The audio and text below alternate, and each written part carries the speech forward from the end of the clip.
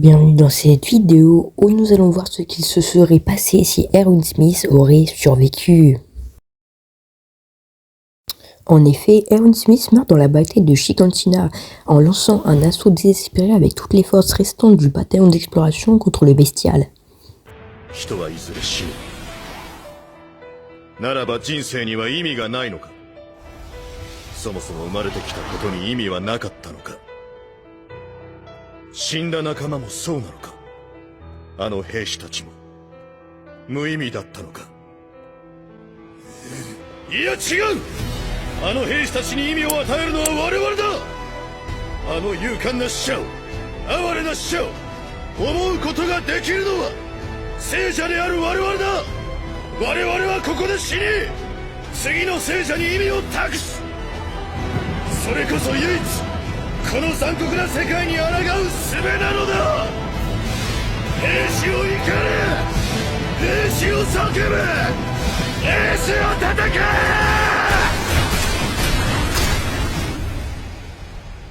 Mais à ce moment-là, il ne meurt pas vraiment.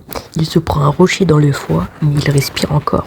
Un peu plus tard dans l'épisode, nous verrons Levi, Eren et Mikasa devant les cadavres brûlés de Armin. Levi possède la seringue permettant de se transformer en titan. Ils avaient prévu de lui injecter pour que Armin bouffe Bertholdt et devienne alors le titan colossal. Mais à ce moment-là, nous voyons Floch, un membre qui a participé à l'assaut suicide du bataillon contre le bestial avec le cadavre de Erwin Smith dans les mains. Directement, Levi se tourne rempli d'espoir pour réanimer Erwin, mais cela va créer un conflit entre Eren, Mikasa et Levi. Mais comme beaucoup de fans, je me suis demandé ce qui se serait vraiment passé si Levi aurait choisi de sauver Erwin et pas Armin. Comme vous l'aurez compris, aujourd'hui nous allons voir ce qu'il se serait vraiment passé si Levi aurait sauvé Erwin et pas Armin. Si Erwin avait survécu, la dynamique du bataillon aurait été totalement différente. Contrairement à Armin qui a un tactique brillant mais encore hésitant, Erwin est un leader accompli capable d'inspirer ses troupes dans les situations les plus désespérées. Un peu comme Mikasa l'a fait dans la saison 1. Première conséquence majeure, le style de commandement aurait été bien plus agressif. On sait qu'Erwin était prêt à tout pour découvrir la vérité sur le monde extérieur.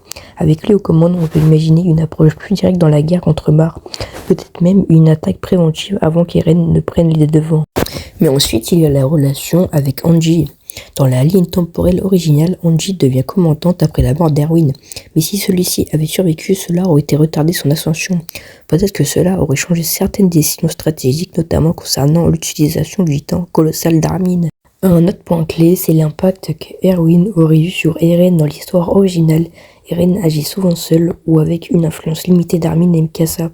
Mais avec Erwin encore en vie, la situation aurait pu être différente. Erwin était un homme de raison, mais aussi un manipulateur hors pair. Aurait-il réussi à freiner Eren dans sa descente vers l'exterminus? Ou au contraire, aurait-il utilisé Eren comme un outil pour atteindre ses propres objectifs? On peut imaginer une situation où Erwin aurait essayé de garder le contrôle sur Eren en évitant qu'il ne devienne le monstre qu'il est devenu. Mais d'un autre côté, Erwin était obsédé par la vérité. Peut-être aurait-il soutenu Eren jusqu'au bout, tant que cela lui permettait de comprendre enfin le monde extérieur. Enfin, parlons du grand terrassement. Erwin aux commandes, est-ce que ça aurait été changé quelque chose pour l'histoire? Dans l'histoire originelle, c'est surtout la volonté d'Eren qui guide les événements. Mais Erwin était un homme pragmatique. Aurait-il cherché une alternative? On peut imaginer qu'il aurait essayé de négocier différent avec les autres nations, ou il aurait utilisé son intelligence militaire pour vaincre Mar sans exterminer la moitié de l'humanité. Mais attention, Erwin était aussi un homme prêt à sacrifier des vies pour le bien commun. Peut-être aurait-il accepté l'idée du grand terrassement comme un mal nécessaire du moment que cela assurerait la vie de l'île Paradis. Si Erwin aurait été aux commandes du début jusqu'à la fin, les événements auraient bien changé. L'île de Paradis aurait bien été différente, le monde aurait bien été différent. Je vous laisse y répondre dans les commentaires. Sur ce, n'hésitez pas à vous abonner, liker et commenter. On se dit à la prochaine pour une future vidéo. Salut!